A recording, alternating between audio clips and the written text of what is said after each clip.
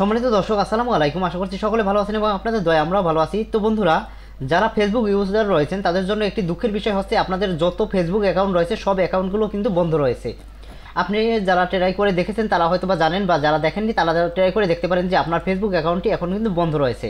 আপনি কোনোভাবেই আপনার ফেসবুককে লগ ইন করতে পারতেছেন না। তো এর মূল সমস্যাটা কোথায়, তো আপনি কিভাবে এর সমাধান করবেন তা নিয়ে আজকের ভিডিওটি। তো ভিডিওটি ভালো লাগলে অবশ্যই চ্যানেলটি সাবস্ক্রাইব করে পাশে থাকবেন এবং নিত্য নতুন সকল প্রকার আইটি রিলেটেড ভিডিও পেতে পাশে থাকা বেল আইকনটি প্রেস করে রাখবেন। তো বন্ধুরা, ফেসবুকের নিউ আপডেট এবং আম্বানির ছেলের বিবাহ উপলক্ষে ফেসবুক কর্তৃপক্ষ ফেসবুক কিন্তু বন্ধ রেখেছে। আমরা যা জানতে পেরেছি, আম্বানির ছেলের যে বিয়ে রয়েছে সেই বিয়ের যে অনুষ্ঠানের বিভিন্ন প্রকার ভিডিও ফেসবুকে কিন্তু শুধুমাত্র ভাইরাল করার জন্য বিভিন্ন প্রচারণা চালানো হচ্ছে। এর কারণে কিন্তু ফেসবুক কর্তৃপক্ষ বর্তমানে ফেসবুকটি বন্ধ রেখেছে। এছাড়া ফেসবুকের আপডেট চলতেছে, যারা ফেসবুকে আপনারা এখন লগ ইন করতে পারতেছেন না তাদের জন্য একটু দুঃখের বিষয় হচ্ছে যে খুব শীঘ্রই বা খুব দ্রুত সময়ের মধ্যে কিন্তু ফেসবুক কর্তৃপক্ষ এই ফেসবুকের যে সমস্যাটি রয়েছে সেই সমস্যাটি সমাধান করার চেষ্টা করতেছে।